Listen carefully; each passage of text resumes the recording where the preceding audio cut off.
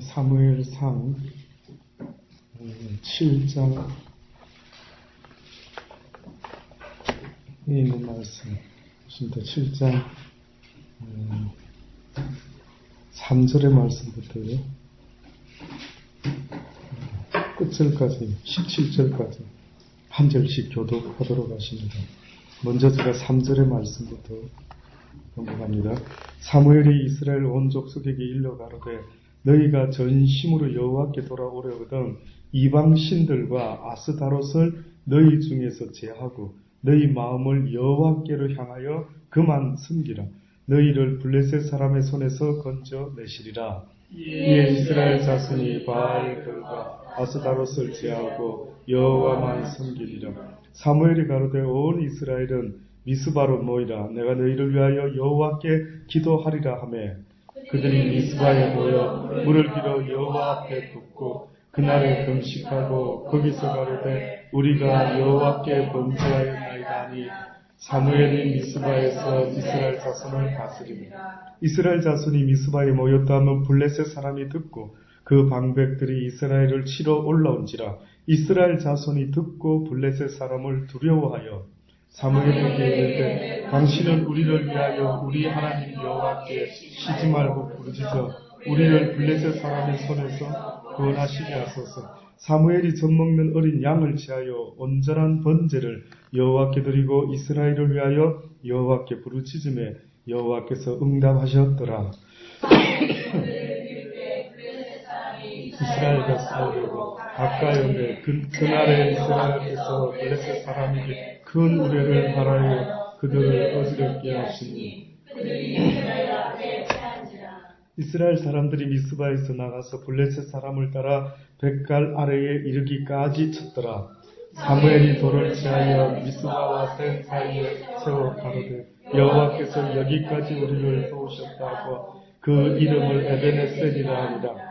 이에 블레셋 사람이 굴복하여 다시는 이스라엘 경내에 들어오지 못하였으며 여호와의 손이 사무엘에 사는 날 동안 블레셋 사람을 막으심에 블레셋 사람이 이스라엘에게서 빼앗았던 성읍이 에글론부터 가드까지 이스라엘에게 회복되니 이스라엘이 그 사방 지경을 블레셋 사람의 손에서 도로 찾았고 또 이스라엘과 아모리 사람 사이에 평화가 있었더라. 아멘. 예, 하나님의 말씀입니다.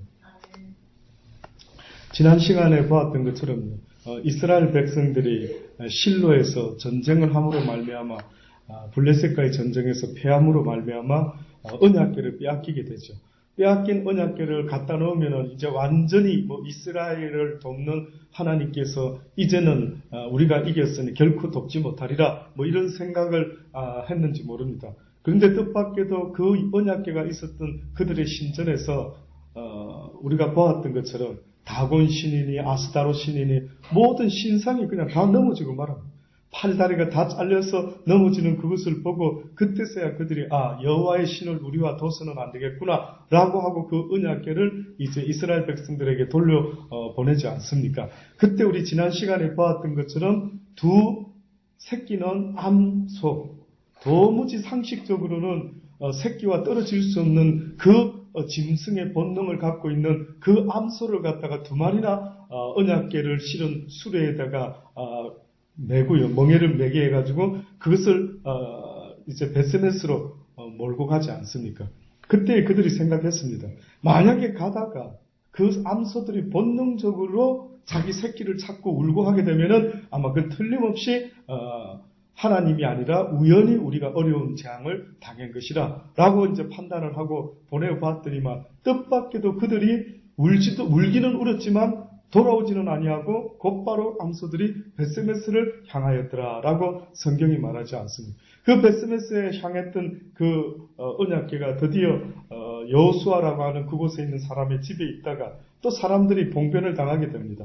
성경에 보니까요, 오늘 7장 그 전에 보니까 어떤 이야기가 있느냐 하면은 베스메스 사람들이 여호와의 궤를 들여다본 거로 그들을 치사 5만 70인을 죽이신지라. 가로 열고 5만이라는 숫자를 붙이고요. 또 가로 닫고 그 다음에 이제 70인을 죽이신지라. 왜 성경에 어떤 분을 읽다가 왜 가로에다가 5만을 치고 그 다음에 70이니까요. 이거는 추측을 해놓은 것 같습니다. 그러니까 5만인 것도 같고 아닌 것도 같고 아마 그래서 가로를 지난 것 같아요. 근데 역사학자들의 말에 의하면은 그 벳세메스 사람들이 여호와의 궤를 너무 신기해서 와 이제 여호와의 궤가 왔다는데 도대체 이거 어떻게 생긴 거지? 우리 같은 사람들이 언제 이렇게 여호와의 궤를 한번 볼 수 있는 기회가 있을까? 이때에 한번 보자 싶어가지고 벳세메스 사람들이 들여다본 모양입니다. 그런데 그 거룩하신 여호와의 궤를 들여다보는 순간에 사람들이 죽어 나가기 시작하는데 아마 한 70인 정도를 예상하고 있습니다. 왜냐하면 그 벳세메스 사람 마을 사람들이 약 7만을 예상하더라고요. 그러니까 5만이 다 죽었다 이렇게 보기가 좀 어렵지 않느냐. 한 70명 정도가 본 사람 중에 관여한 사람 중에 한 70명의 사람이 죽게 된 것 같아. 그래서 여기 성경에 보니 사람들이 여호와의 궤를 들여다본 거로 그들을 치사 70인을 죽이신지라. 여호와께서 백성을 쳐서 크게 살육을 하셨습니다. 백성이 애곡하였더라. 벳세메스 사람들이 가로되 이 거룩하신 하나님 여호와 앞에 누가 능히 서리요 그를 우리에게 뉘게로 가시게 할고 하고 사자들을 기랏 여아림 거민에게 보내어 가로되 블레셋 사람이 여호와의 궤를 도로 가져왔으니 너희는 내려와서 그것을 너희에게로 옮겨가라. 그러니까 벳세메스 사람에게로 처음으로 왔는데 그 동네 사람들이 오늘 본문에 보니 방금 읽은 말씀에 보니 기랏 여아림 마을 사람들에게 돌려보내겠다라고 그 사람들 보고 가라라고 말하고 있습니다. 이 지명은 벳세메스나 이 기랏 여아림은 다 이스라엘 땅인데 안타깝게도 블레셋 사람들이 통치하고 있는 땅입니다. 다. 그러니까 그 당시 때 이스라엘 백성들이 블레셋에게 이 통치를 받고 있다 보니까 거의 사람들이 어떻게 보면은 영적으로는 하나님을 섬기노라라고 하면서도 그 블레셋의 우상을 섬기고 있었던 그들. 그러다 보니 이 이스라엘 사람들이 여호와의 궤를 들여다보는 이 일이 곧 하나님 앞에 불경죄로 인해서 70여 명이 죽어버리고 맙니다. 계속해서 성경은 보면 이 언약궤 이야기가 나오고 있지요. 그런데 왜 사람들이 자꾸만 이 언약궤 주변에서 죽어나가는 겁니까?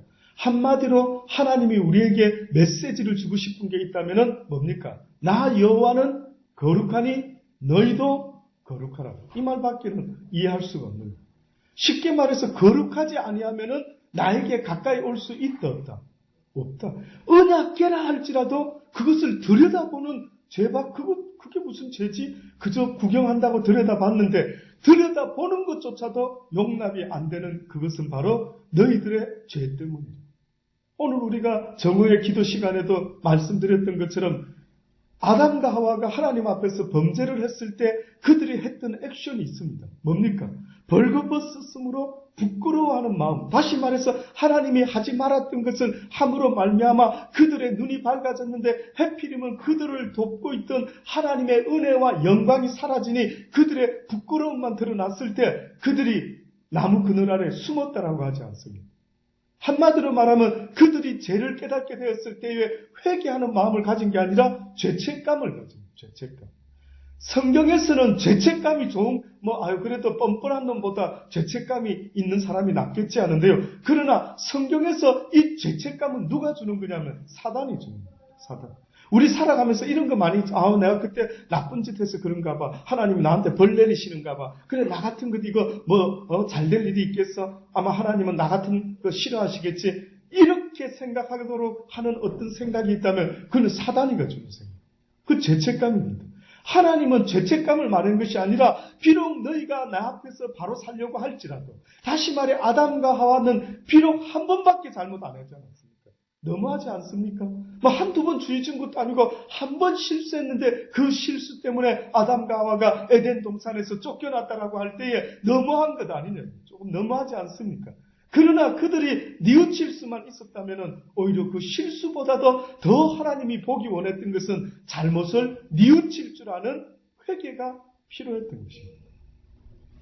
그러니 오늘 우리 시대에도 하나님이 보기 원하는 게 있다면 어떻게 보면 죄짓지 않고 퍼펙트한 완벽한 우리의 모습을 하나님이 원하는 것이 아니라 넘어지고 쓰러질지라도 어떻게 해요? 죄책감을 가져가 이미 버린 몸 이런 것이 아니라 그 어떤 건 하나님 앞에 회개함으로 나오라는 것입니다. 그러니 어떤 사람이 말한 것처럼 막 기독교인들은 교회 가가지고 뭐 늘 울고 불고 뭐가 그렇게 회개할 게 많아서 늘 울고 불고. 예, 어떻게 보면은 우리의 회개라고 하는 것은 꼭 나쁜 일을 해서 회개가 아니라 하나님 선하게 살아라고 가르쳐 주셨는데 그 선하게 더 살지 못해서 죄송합니다. 언젠가 그 유대인을 구해줬던 쉰들러라고 하는 그 영화가 있지 않았습니까? 그때 그 독일 사람이 유대인을 구해주는데 많은 유대인을 구해줘가지고 그 사람한테 살아남은 사람들이 감사를 했죠. 그런데 뜻밖에도 그 사람이 무슨 말 했다고요? 죄송하다고. 내 이 금이빨을 뽑아가지고 더 많은 유대인을 살릴 수가 있었는데 내가 그러지 못한 것 같다라고 오히려 더 좋은 일을 많이 할 수 있었건만은 내가 왜 더 열심히 많이 하지 못하고 그렇게 지나고 보니까 조금밖에 하지 못했을까? 오히려 그것을 회개합니다. 그것을. 예? 하나님이 우리한테 원하는 모습이 있다면 잘하는 모습을 자랑하기를 원하는 게 아닌 것입니다. 하늘나라 가는 것은 우리가 율법적으로 잘 말씀대로 살아가지고 하늘나라 가는 것이 아닌 것입니다. 율법 아래 의는 없나니 하나도 없다라고 말씀했을 때에는 그러면 누가 하나님 앞에 갈 수가 있느냐? 누가 그러면 하나님이 기뻐하는 사람인데요. 율법 아래에서 모든 자가 다 죄인인데 뜻밖에도 율법 아래에서 오히려 깨달을 수만 있다면 주여 나는 죄인이로소이다. 회개합니다.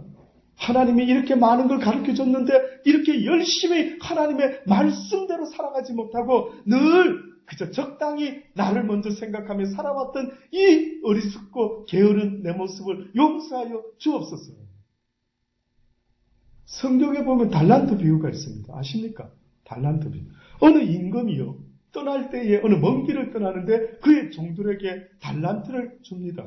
한 종에게는 5달란트, 2달란트, 또 마지막에 1달란트를 맡깁니다. 그래서 이 맡긴 달란트를 가지고 이제 장사를 하기 시작합니다. 5달란트 받은 사람은요, 얼마나 나름대로 최선을 다했는지 5달란트를 더 남긴 겁니다. 2달란트 받은 사람도 2달란트를 또 남긴 겁니다. 근데 1달란트 받은 사람이 어떻게 했습니까? 1달란트 더 남겼습니까? 아니면 1달란트를 그대로 들고 와서 예수님께, 주님께, 왕에게 내놓습니까? 1달란트 그대로. 그러면서 뭐라고 이야기합니까? 내가 생각할 때는 당신은 엄청 아주 좀 강한 분이고 좀 강팍하시고 좀 독한 게 있으신 분 같은데 당신이 혹시나 나한테 또 무슨 시비를 걸까봐 혹시나 이 1달란트까지 까먹어서 에이고 이놈아 왜 1달란트까지 까먹어 혹시나 뭐 이런저런 생각을 한 모양입니다. 그래서 당신이 맡긴 1달란트를 땅에다 그대로 심어두고 당신한테 들고 왔습니다. 라고 하면서 1달란트를 보여줬을 때 그 왕이 뭐라고 했는 줄 아십니까? 이 악하고 게으른 자야. 이 악하고 게으른 자야. 네가 그러면 이것을 네 논리대로 한다면 은행에나 어디다 이자를 남겨서라도 더 이문을 남길 수가 있어야 됐을 한데 너는 오히려 그런 것도 하지 아니하고 네가 나를 오해하였구나. 네가 나 주인을 잘못 알고 앉아 있었구나 라고 하면서 이 악하고 게으른 종을 어떻게 해요? 바깥 어두운 데 내어 쫓아 버려라 라고 말하지 않습니다. 무슨 이야기입니까? 성경에서. 왜 이 이야기를 써놨을까요? 지금 이 시간에도 많은 사람들이요. 내가 왜 지옥에 가는지, 내가 왜 하나님의 나라에 가지 못하는지를 전혀 알지 못하고 있는 것입니다. 또다시 말하면 하나님께서 우리에게 말씀하시는 것은 물론 너희가 죄를 회개함으로 하나님의 나라에 갈 수 있다라고 말씀하셨던 것은 가장 기본적인 겁니다. 그러면 회개함을 받은 사람, 다시 말해서 무엇 때문에 그렇게 회개를 하는지 모르겠지만 물론 첫 번째는 하나님을 알지 못하고 찾지 못하고 구하지 않은 그들의 죄를 회개해야 되겠지만 두 번째 회개가 있다면 뭔 줄 아십니까? 하나님의 말씀대로 선을 알고도 행치 아니한 것, 이것이 믿는 유대인들에게나 하나님을 안다라고 하는 유대인들에게나 우리에게 회개의 이유가 되는 것입니다. 또다시 말하면 회개라는 것은 이렇게 살아라라고 가르쳐줬는데 그 말씀대로 배웠는데도 불구하고 그렇게 살지 않을 때 그 사람 보고 회개해라는 것입니다. 모르는 사람한테는 어떻게 해줘야 됩니까? 가르쳐줘야죠. 자, 앞으로 네가 이때까지는 몰라서 그랬지. 그러나 앞으로는 그렇게 인생 살지 말아라. 앞으로는 네 인생 그런 식으로 답답하게 살지 말거라. 그렇게 악하고 게으르게 살지 말거라. 그러니 어떤 면에서 보면 어떤 사람은요, 그저 점잖은 것 같아 보이고 그저 그런 사람도 있지만 그런 사람들 중에 뜻밖에도 악하고 게으른 자가 있습니다. 하나님 안에서 점잖은 것은 아무 소용이 없습니다. 하나님 밖에서는 써먹을 수 있을지 몰라도 하나님 안에서는 써먹을 수가 없습니다. 그래서 뜻밖에도 가장 성격 점잖하지 못하고 급한 베드로가 하나님의 예수님의 수제자가 된 이유가 여러분 생각에 왜 그런 인간을 택했나요? 하는 생각이 혹시 드십니까? 왜 그랬을까요? 개바라고 하는 이름의 뜻이 뭡니까? 불같은 성격입니다. 한 성격한 겁니다. 뭐 이래도 물에 물 탄다. 저래도 저런 거 막 그냥 인생 막 남한테 도움도 안 받고 도움 줄 것까지도 없고 그저 그냥 내 한 달란트 그대로 가지고 있다가 주님 오시면 저 그래 뭐 나쁜 거 많이 안 했습니다. 그리고 그냥 하나님 앞에 가지. 프랑스의 레지스탕스라고 하는 거 아십니까? 특히 2차 세계대전 때 수많은 젊은이들이 죽어갔는데 붙잡혀가고 그저 이 젊은 것들이 독일군에게 대항할까 봐 하여튼 젊은 사람들은 눈에 띄는 대로 조사가 들어가고 다 잡혀갔답니다. 그런데 어느 날 어떤 젊은이가 잡혀서 트럭에 끌려가는데 그게 실제로 레지스탕스로 싸우다가 잡혀온 젊은이들이 있었습니다. 그 잡혀온 젊은이들은 가만히 있는데 어떤 한 젊은이가 억울하다. 너무 억울하다. 나는 절대 독일에 대항해서 싸우지 않았는데 나 진짜 억울하다. 나는 진짜 무죄다라고 하면서 그 막 끌려가면서도 독일 병사한테 계속해서 부르짖는 겁니다. 살려달라고. 그때에 가만히 앉아서 듣고 있던 다른 어떠한 젊은이, 레지스탕스 젊은이가 뭐라고 말하는지 아십니까? 당신은 아무 일을 안 했기 때문에 죽어마땅하다. 당신이 조국을 위해서 무슨 일을 했느냐? 네? 당신은 조국이 이렇게 독일군에게 짓밟히고 이렇게 망해가고 있는데 너는 뭐 했느냐? 그래서 너는 오히려 어떻게 보면은 죽어 마땅한 자다라고 말했다는 거예요. 여러분 생각이 어떻습니까? 하나님의 사람이 된다라는 것은 이 땅에 하나님의 나라를 임하게 하는 것인데 하나님의 나라는 어떻게 전파되는 건가 봤더니만 사랑을 나타내라는 거예요. 그 사랑 때문에 네 목숨까지 그는 레지스탕스의 모습으로 온 땅에 하나님의 사랑을 증거해라라고 성경이 우리에게 가르쳐주는 것 아닙니까? 그러니 우리는 레지스탕스, 어떻게 보면 우리는 이 땅에서 주의 이름으로 십자가의 용사로 악한 영들과의 싸움을 하는 자들인데 바로 주의 나라를 위해서 싸우는데 어떻게 싸우는 자들인 줄 아십니까? 그 사랑을 길을 쓰고 전파하는 것입니다. 그 사랑을 드러내는 자들입니다.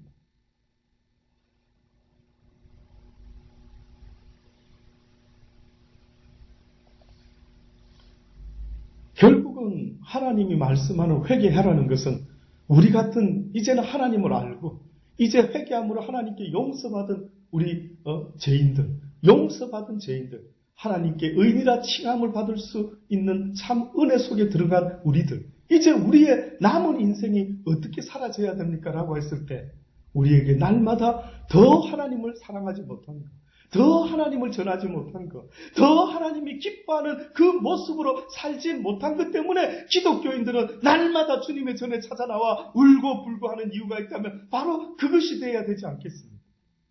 기껏 나의 죄 때문에 우는 것은 이제 그만하셔야 됩니다. 이제 그만 나의 부족함 때문에 그만 기도를 하셔야 돼요. 그것 때문에 울고 불고는 어떻게 보면 어렸을 때나 그러지 이제는 믿음이 자라가면 갈 때마다 하나님을 위하여 더 충성하지 못한 것 때문에 내가 오늘 하루도 더 사랑을 표현하지 못한 것 때문에 한번 생각해 보십시오. 내가 사랑하는 가족들에게 먼저 같은 말을 표현하더라도 어떻게 하면 사랑이 묻어날 수 있을까? 내 주변의 가족들이 아빠를 통해 엄마를 통해 나를 통해 이야 어떻게 저렇게 우리 아빠는 저렇게 말씀 하나하나도 저렇게 사랑이 느껴져요. 우리 아빠 우리 엄마는 어떻게 말하는 것 속에서도 왜 이렇게 사랑이 듬뿍 느껴질까? 우리가 보면은 교회는 다닌다 하나님을 믿노라 하면서 어느 때 보면 얼마나 우리의 말이 퉁명스러운지 이루 말할 수가 없습니다. 예, 무엇으로 사랑이 먼저 나타나겠습니까? 맛있는 것을 꼭 사줘야만이 사랑이 나타나는 것으로만 생각합니까? 하나님은 우리 입술에 파수꾼을 세우라. 이게 한치 세치어가 자칫하면 사람을 죽이기도 하고 또 이 혀로 어떻게 해요? 사람을 살리기도 한다. 가장 하루 중에 기본적으로 우리가 날마다 사용되고 있는 귀한 것이 있다면 바로 이 입술입니다. 이 입술로 사랑을 표현하는 것입니다. 얼마나 사랑을 표현하셨습니까? 그러니 우리가 주여 주여만 하는 것이 아니라 성경이 뭐랍니까? 한 우물에서 쓴물과 단물이 어떻게 함께 나올 수가 있느냐. 네가 이 입으로 하나님을 찬양하는 입술이라 한다면 어떻게 하는 거라고요? 네가 이 입술로도 모든 사람을 대할 때 어떻게 대한다고요? 사랑의 말로 좀 부드럽게. 여러분 스스로 말투가 어떻는지 옆에 가까이 있는 사람한테 한번 물어보세요. 혹시 내 말투 좀 고쳐야 될 게 뭐가 있는 걸까? 한번 물어보십시오. 예. 뭐 당장 아니더라도 나중에라도 꼭 한번 권사님 혹시 저 말할 때 있지 않습니까? 듣기에 뭐가 액센트나 뭐가 말투가 조금 좀 듣기에 괴로운 거 좀 그런 거 있습니까? 물어봐라 말이죠. 그래서 아니야 우리 박 집사 말 편은 어째 그렇게 구수한지 이야기 듣고 있으면 어째 그렇게 기분이 좋은지 그래요. 사랑이라는 것을 드러내야 되는데 그거를 고민하고 애를 쓰면서 내 삶을 통해서 내가 어떻게 그리스도의 사랑이 나한테 나타날까? 가장 중요한 게 뭡니까? 말 아니겠습니까? 말. 근데 제가 어느 때 볼 때는요, 말과 그 다음에 또 한 가지 잘 못하는 게 있더라고요. 표정이 안 되더라고요. 표정. 얼마나 무뚝뚝한 표정. 여러분 표정이 부록에 나이면 무엇에 책임지라고 했습니까? 얼굴에 책임을 져라 안 했습니까? 얼굴에. 여러분 얼굴 거울 볼 때 혹시 뭐 보십니까? 아이라인만 집중적으로 보는지 뭐 눈썹 그릴 때 집중적으로 보는지 모르지만 여러분 얼굴을 전체를 두고 보세요. 한번. 과연 사람들이 오늘도 내 얼굴을 쳐다보고 어떤 느낌을 느낄 건지 여러분도 한번 보세요. 여러분도 가끔 말하지 않습니까? 목사님 오늘 저 어디 가서 일하고 왔는데 어떤 사람은 보면 늘 표정이 막 굳어 있고 그 사람만 보면 영 기분이 아주 상대를 하기를 맞습니다. 왜 어떤 사람은 얼굴에서부터 말투에서부터 도무지 사랑하고는 너무나 먼 모습이 나타날 때 어떻게 그 사람을 교회 다니는 사람이라 말할 수 있습니까? 예수님을 믿노라 한다는 것은 예수님의 마음을 품고 예수님 모습처럼 살아보려고 애쓰는 사람이 점점 닮아가더라도 예수님의 모습처럼 닮아가야 되는 것 아닙니까? 그런데 예수는 믿는다라고 하는데 얼굴이나 말투는 전혀 예수님하고는 딴판입니다. 오죽했으면 예수님이 뭐랍니까? 내게 와서 좀 배우라. 내 마음은 온유하고 뭐하다고요? 겸손하다. 겸손의 뜻이 뭐라고 저번에 엊그제 이야기를 했습니까? 겸손이라는 것은 누구한테서 나오느냐 하면은 나보다 내 이웃을 사랑하는 자의 마음의 모습이 바로 겸손이다. 겸손은 아무나한테 나오는 게 아닙니다. 내가 잘났다고 남보다 생각하는 사람에게는 교만은 나와도 겸손은 나올 수가 없게끔 되어 있습니다. 그러니 내 마음은 온유하고 겸손하다고 하신 그 주의 마음을 본받는 자가 되려고 한다면은 어느 순간에 우리도 모르게 그렇게 점점 닮아가야 되는 것 아닙니까?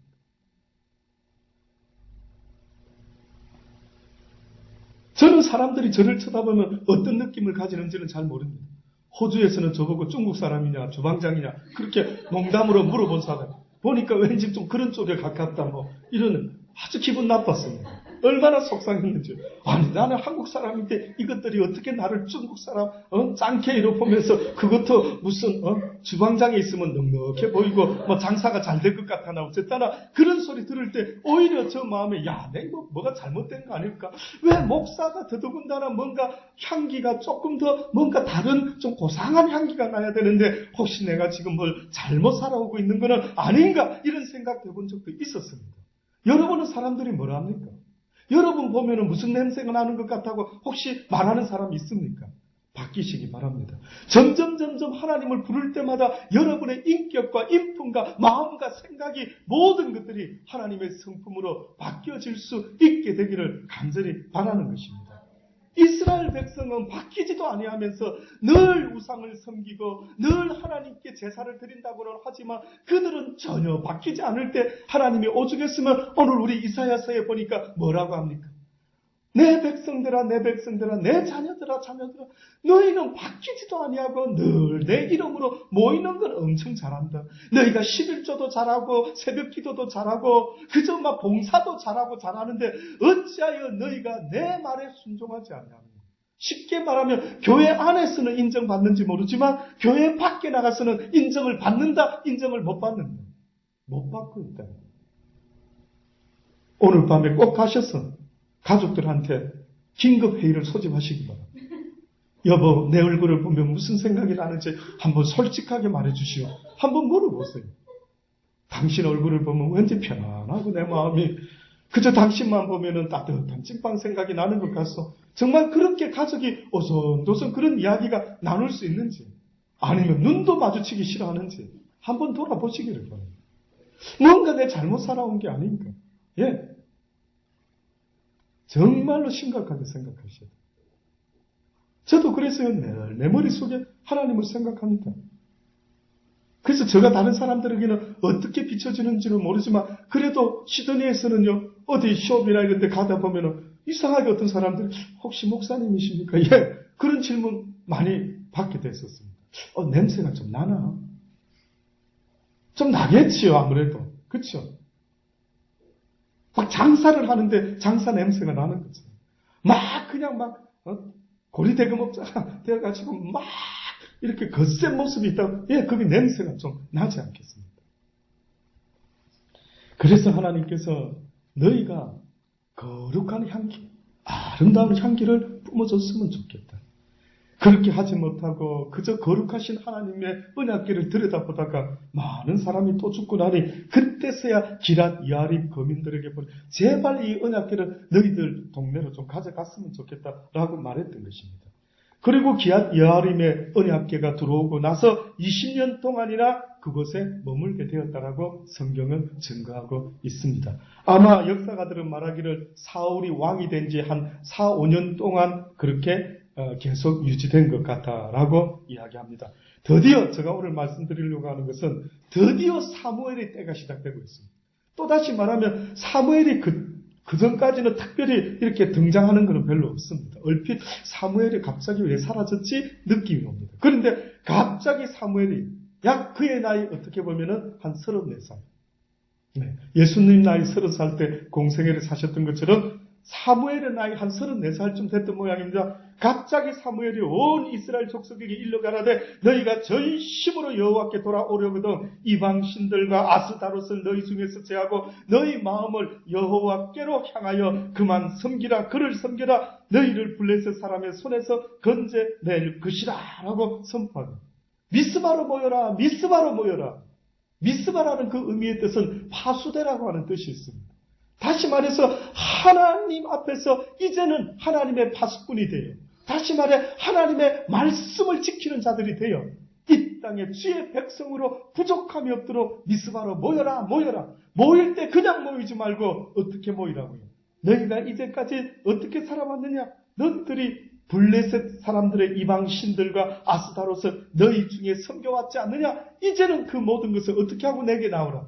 제하여 버리고 내게 나오라라고 했습니다. 뜻밖이죠. 죽게 나올 때에 항상 주님은 우리에게 뭐라고 말씀하느냐면 너희가 우상을 숭배하던 어떤 것들을 다 제하여 버리고 먼저 내게 나오라. 신약에서는 뭐라고 말하는 줄 아십니까? 너희가 나에게 제사 드리러 올 때에 혹 형제와 다툰 것이 생각나면은 그 형제와 사화하고 나에게 나오라. 그러니까 구약에서는 모든 섬기던 우상들을 버리고 나에게 나오라 하는데 신약에서는 뜻밖에도 너희가 나에게 올 때는 무엇으로 나오지 말라고. 다툼과 시기와 질투. 쉽게 말해서 형제 사이에 늘 사랑하라고 했는데도 그 사랑을 하지 못하고 또 다투었느냐? 또 다투었느냐? 그 다투고 와가지고 분에 못 이겨서 주여 주여 원수 갚아주소서 이런 기도를 혹시나 하고 있느냐?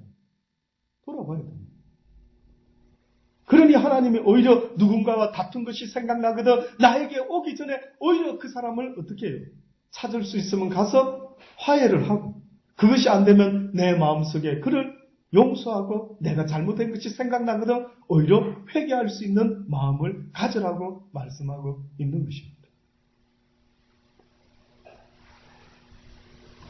그들이 모이자마자 아주 특별한 모습으로 액션을 취합니다. 보통 짐승을 잡아서 어떻게 저떻게 하는데 여기 보니까 그들이 미스바에 모여 물을 길어가지고 여호와 앞에 붓고 그날에 금식하고 거기서 가르되 우리가 여호와께 범죄하였나이다 하니라. 사무엘이 미스바에서 이스라엘 자손을 다스리니라.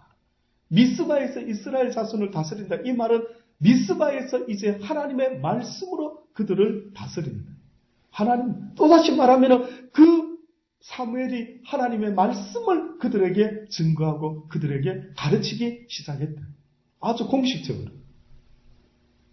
물이라고 하는 것은 물을 길었다라고 하는 것은요. 하나님께 기쁨으로 나아간다 이런 의미가 있지만 그 기른 물을 가지고 땅에다 이렇게 부어냈다라고 하는 그것은 이스라엘 백성에게는 또 다른 의미가 있습니다. 나의 죄를 씻어보낸다. 나의 모든 잘못을 이제는 이 물과 함께 씻어지기를 원합니다. 라고 하는 간절한 그들의 소망이 있었던 것입니다. 그리고 무엇을 했다고요? 그날에 금식을 했다. 금식. 왜 금식을 합니까? 왜 금식을 합니까? 금식하면 누가 괴롭습니까? 내 영이 괴로울까요? 1번 내 영이 괴롭다. 2번 내 육신이 괴롭다. 3번 모르겠다. 뭘까요? 내 육신이 괴롭죠. 유대인들에게 있어서 금식의 의미가 뭔지 아십니까? 내 육신의 욕심과 정욕을 어떻게 한다? 쳐서 복종시킨다. 그 혈기를 쳐서 복종시킨다. 늘 혈기왕성한 나를 오히려 금식함으로 쳐서 복종시킴으로 하나님 앞에 간절한 마음으로 깨끗한 마음으로 순결한 마음으로 정결케 된 내 심령을 가지고 아버지 앞에 나가기를 원합니다라고 하는 그 간절한 소망으로 그들이 금식을 했던 것입니다. 뿐만 아니라 그 미스바에서 사무엘의 말을 통하여 야 우리가 무엇을 잘못했는가 하나님이 무엇을 가장 싫어하시는 분인가 하는 것을 다시 한번 새겨서 보게 되는 것입니다. 사무엘에게 이르되 당신은 우리를 위하여 우리 하나님께 쉬지 말고 부르짖어 우리를 블레셋 사람의 손에서 구원하소서. 이렇게까지 지금 모였을 때에 소문이 났습니다. 무슨 소문이 났느냐면 블레셋 사람들이 와, 저 이스라엘 백성들이 모여가지고 저것들이 어떻게 저렇게 성회를 한다는데 저 우리를 또 치러 오는 거 아니야? 이래가지고 안 되겠다. 우리가 먼저 치자. 이런 분위기가 조성이 됐습니다. 이 소식을 들은 이스라엘 백성들이 사무엘이요 우리를 위하여 기도 좀 해다. 하나님께 여호와께 제발 우리를 도와달라고 기도 부탁을 여기서 드리게 되는 것입니다. 그래서 많은 사람들이 하나님께 기도 좀 부탁드립니다. 절 위해서 기도 좀 해주십시오. 이런 이야기가 어디서 자꾸 그런 이야기를 하지라고 할 때 어떻게 보면 이 사무엘에게 이스라엘 백성들이 부탁한 이 모습이 바로 그 모습입니다. 왜? 나는 거룩하지 못하니까. 나는 사무엘 당신처럼 깨끗한 그런 종이 못 되니까. 이 범죄한 인간이 감히 어떻게 하나님께 기도할 수가 있을까? 기도조차도 할 수 없다라고 느꼈던 겁니다. 훌륭한 깨달음 같습니다. 훌륭한 깨달음 같습니다. 어떻게 보면 베드로같이 주여 나는 죄인이로소이다. 나를 떠나소서. 내가 어떻게 감히 예수님과 함께 가까이 있겠습니까? 하는 것처럼 이 이스라엘 백성들이 뜻밖에도요 사무엘에게 어떻게 우리 같은 이 죄인이 감히 무엇으로 하나님께 기도할 수 있겠습니까? 그런데 오늘 우리 시대에는 하나님이 기도를 허락하시는데 어떻게 기도를 할 수 있게 되었습니까? 예수 이름으로 누구든지 하나님께 기도하는 자는 들어 응답하실 것이라. 그래서 우리가 기도할 때에 이용호 이름으로 기도합니다. 이게 아니라 뭐라고요? 예수 그리스도의 이름으로 기도드리옵나이다.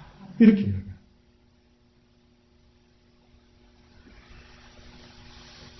그랬더니만 사무엘이요.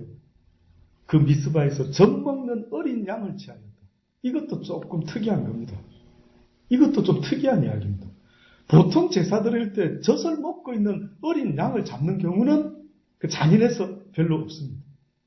그렇게까지는 안 합니다. 그래서 우리가 보면은 젖 먹는 애미의 젖으로 새끼를 삶아서 또 먹는 몸에 좋다 해가지고 그런 자들이 있었는지 그것까지도 못하게 합니다. 근데 이상하게 아직 젖을 먹고 있는 어린 양을 잡았다. 도대체 이게 사무엘이 무슨 의도를 가지고 이렇게 했을까? 한마디로 말하면 하나님 이들을 좀 보시옵소서.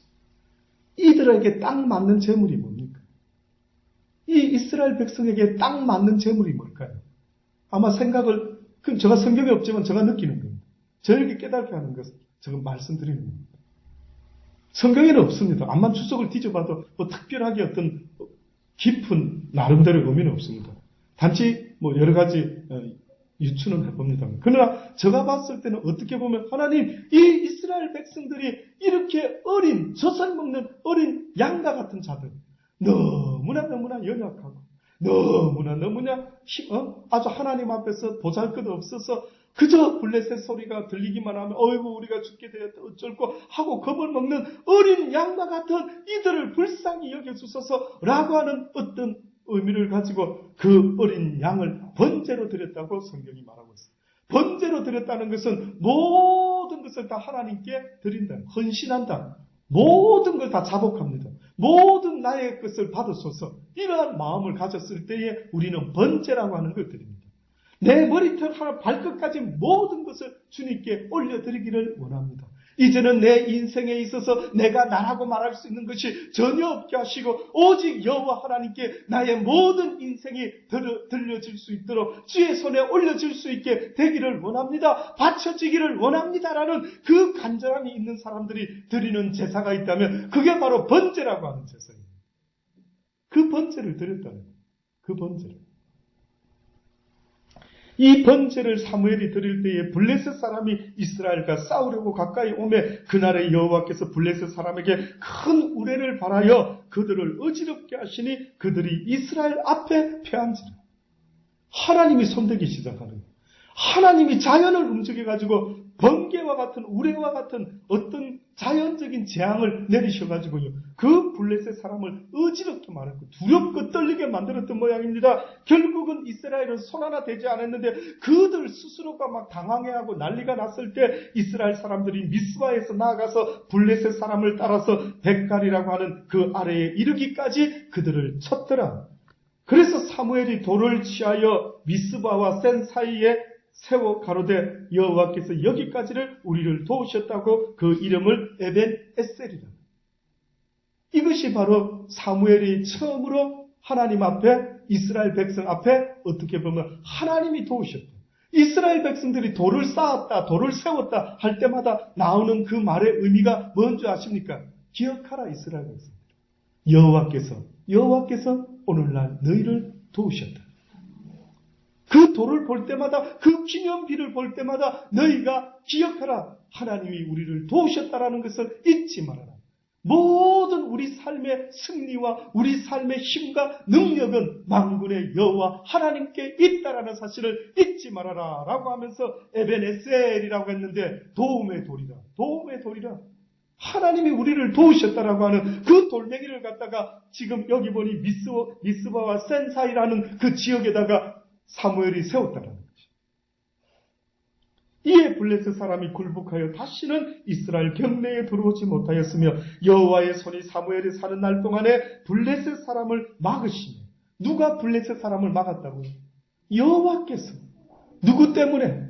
사무엘이라고 하는 어떻게 보면 그 제대로 된 지도자 한 사람 때문에.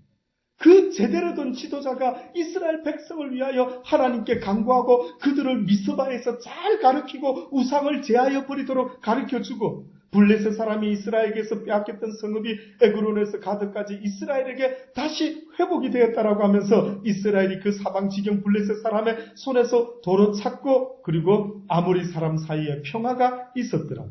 그러면서 15절에 보면 사무엘이 사는 날 동안에 이스라엘을 다스렸다. 해마다 베델과 길갈과 미스바로 순회하여 그곳에서 이스라엘을 다스렸다. 라마로 돌아왔으니 이는 거기 자기 집이 있습니다. 사무엘의 집이 라마에 있었답니다. 거기서도 이스라엘을 다스렸으며 또 거기 여호와를 위하여 단을 쌓았다. 뭘로 다스렸다라는 말입니까? 이스라엘 백성. 예? 지금 사무엘이 왕이 되어서 다스렸다고 지금 이렇게 말하고 있을까요? 그들에게는 왕이 없었습니다. 그런데 사무엘이 어떻게 그들을 다스렸다고 지금 성경이 말하고 있습니까? 온 순회를 하면서 베델과 이스라엘과 온 곳을 다니는 곳곳마다 그곳을 다스렸다. 무슨 말입니까? 다니는 곳곳에다가 무엇을 전했다고? 하나님의 말씀을 전해줬다. 말씀으로 다스렸다는 것입니다. 이해되십니까? 진리의 말씀으로 다스렸다. 여러분을 다스리는데 누군가가 힘으로 다스리는 것이 아니라 너희가 이렇게 살아야 마땅하지 않겠느냐. 너희가 이렇게 행하며 살아야 되는 게 마땅하지 않겠느냐라고 무엇으로 우리를 다스렸다고요? 진리로 우리를, 말씀으로 우리를 다스렸다고 성경이 말하고 있습니다. 저는 이것이 맞다고 생각합니다. 스승 하나를 잘못 만나가지고 공산주의 사상, 이상한 사상을 하나 잘못 배우면 어떻습니까? 그놈의 사상이 나를 평생 다스리지. 모르십니까? 모르십니까? 우리 아이들이 내 아들인 것 같아서 내가 날마다 그 아이들에게 다스린다 할 때 내 자식을 뭘로 다스리는데요? 내로 다스리십니까? 뭘로 다스리시는데요? 하나님의 말씀으로 다스려야 되는데 기껏해야 그저 나의 생각을 가리키고 있습니다. 아들아, 아들아, 아들아, 아들아. 결국 나의 말은 힘이 없다 보니까 우리의 아이들이 세상에서 쏟아져 들려지는 세상의 아주 비진리, 쓰레기 같은 사상에 점점 종이 되는 사람들이 얼마나 많습니까? 누가 그들을 다스립니까? 사단이가. 세상의 비진리로 쓰레기 같은 사상으로 그들을 다스리고 있는 이 어둠의 사람들을 보십시오. 사무엘이 얼마나 위대한 일을 지금 하고 있는지 아십니까? 이스라엘 백성들에게 하나님의 뜻을 계속해서 전하는 거예요. 저도 여러분에게 번거롭지만은 매일매일 아침마다 정오마다 모여서 하나님의 말씀을 전할 때 저는요 조금도 저한테는 사실 수고롭지 않습니다. 제가 말씀 전하는 것은 저 힘으로 하는 게 아니기 때문에 기도할 때 방언이 집사님 힘으로 하십니까? 예? 권사님 힘으로 기도하십니까? 오늘도 무슨 기도를 하게 될지 모르고 그저 나오는 것처럼 저도 사실은 매 일반입니다. 나는 오늘 이런 말씀을 전하고 싶지만 누구 때문인지 나도 모르게 내 심령 속에 하나님의 말씀이 부어질 때마다 왜 내가 지금 이런 말을 하고 있는지 저도 모르는 말을 할 때가 한두 번이 아닙니다. 그래서 저는 내가 잘할 수 있다라고 감히 말할 수 없는 것은 내가 알고 있기 때문입니다. 하나님이 말씀을 허락지 않으면 어떤 말도 저는 여러분에게 전할 수 있는 내용이 전혀 없는 것입니다. 그래서 날마다 여러분이 모인다면 기꺼이 모이죠. 날마다 설교를 해야 된다면 기꺼이 날마다 순종함으로 네가 어디에 가든지 두려워하지 말아라. 네가 무슨 말을 해야 될지는 내가 내 말을 네 입술에 댈 것이라. 그러니 아들아 가라. 그냥 가서 서라. 그리하면 그들에게 무슨 말을 전해야 될지는 내가 하겠다라는 것 아닙니까? 우리 모두가 똑같은 것입니다. 저만 그런 것이 아닙니다. 저는 여러분들도 이 세상 살아가면서 바로 사무엘과 같이 하는 곳곳마다 주의 말씀으로 여러분이 다스릴 수 있는 사람이 되기를 원합니다. 여러분이 다른 어떤 힘으로 다스리는 거 아닙니다. 남편에 대해서, 자식에 대해서 연약한 여자로서 무엇으로 그들에게 영향을 끼칠 겁니까? 그들에게 제발 딴 말 좀 하지 마세요. 여러분이 지금 이 순간에 이 말씀이 하나님이 나에게 주는 진리의 말씀이라고 믿어 의심치 않는다면 이 말씀을 전해란 말이죠. 여보, 나는 잘 모르는데 내가 아는 하나님께서 나에게 가르쳐 주신 하나님이 이런 일을 하면 안 된다라고 가르쳐 주셨는데 이렇게 살아야 되는 것 아니겠어 여보? 라고 하면서 여러분도 가는 곳곳마다 주의 말씀을, 주의 생수를 사람들에게 증거할 수 있으라고 성경이 말하지 않습니까? 때로는 증거하면서, 때로는 그 말을 가르치는 자가 행하지 아니하고 말로만 가르치면 안 된다. 1.1액이라도 네가 없이 가르치서도 안 되고 네가 가르친다 한다면 네가 그 말을 먼저 준행해야 되지 않겠니? 예, 맞습니다. 저도 날마다 이 시간이 끝나면 내 자신을 쳐서 복종시키면서 계속해서 몸부림을 칩니다. 그렇습니다. 그렇게 살기를 원합니다. 아무쪼록 사랑하는 여러분, 오늘 지금도 이 사무엘을 통해서 하나님이 우리에게 주는 이 메시지를 잊지 마시기 바랍니다. 이 세상 사람을 주의 말씀으로 통치될 수 있도록 여러분이 그 도구가 되시기를 바랍니다. 하나님의 말씀이 저들을 다스릴 수 있도록, 하나님의 진리가 저들을 다스릴 수 있도록 여러분의 입술은 스피커만 되십시오. 이 스피커처럼, 이 스피커를 통해서 저의 소리가 저 먼 곳에 있는 사람들에게까지 들려줄 수 있다라고 한다면 여러분이 바로 그 스피커가 되시라는 거예요. 그래서 어느 곳에 가든지 여호와의 말씀이 여러분과 여러분의 가정을 다스릴 수 있도록, 그 여호와께서 나의 왕이 되어 다스릴 수 있도록, 이 사무엘이 가는 곳곳마다 다스렸다라고 말하는 것처럼 하나님을 그들에게 전했던 그 사무엘처럼 그것으로 온 세상이 다 다스림을 받을 수 있도록 여러분과 저가 선한 하나님의 도구가 될 수 있기를 간절히 주의 이름으로 축원합니다. 기도하십시다. 하나님, 그렇습니다. 잠시 왔다 가는 세상인데 물에 물 탄 듯 술에 술 탄 듯 차갑지도 않고 덥지도 않고 한 달란트 그대로 쥐고 앉아서 그저 무슨 일을 해야 되는지 말아야 되는지도 모르고 무슨 일에 점잖아야 되는지 무슨 일에 아주 불같은 간절함과 아주 열정을 가지고 살아야 되는 것이 어딘지도 모르고 하나님에 대해서도 그저 한 달란트, 세상 일에 대해서도 한 달란트, 혹시나 그렇게 살아가고 인생은 아닙니까? 세상에 대해서는 한 달란트인지 몰라도 하나님에 대해서는 10달란트의 모습으로 살아갈 수 있는 자들이 다 되게 하여 주옵소서. 이제는 그만 일어나게 하여 주옵소서. 이제는 그만 서게 하여 주소서. 어느 때까지 주저앉아서 어린애같이 울고만 앉아있지 말게 하시고 이제는 일어나게 하소서. 이제는 주의 말씀을 담대히 외칠 수 있는 우리 모두가 되게 하여 주옵소서. 우리가 지금까지 배워왔던 그 말씀의 100분의 1도 모르는 자들도 있습니다. 하나님이 누군지도 모르고 하나님이 무슨 말을 가르치고 있는지도 모르고 그저 이 세상에 소망 없는 자가 되어 죽음을 기다리며 살아가는 불쌍한 영혼들이 얼마나 많이 있는 것을 생각할 때마다 그들에게 때를 얻든지 못 얻든지 우리에게 가르쳐주신 이 진리의 말씀들을 그들에게도 증거할 수 있는 우리가 되게 하여 주옵소서. 예수님의 이름으로 감사하며 기도드리옵나이다. 아멘. 찬송 한 장 하시겠습니다. 주 음성 외에는 500장입니다. 주 음성 외에는.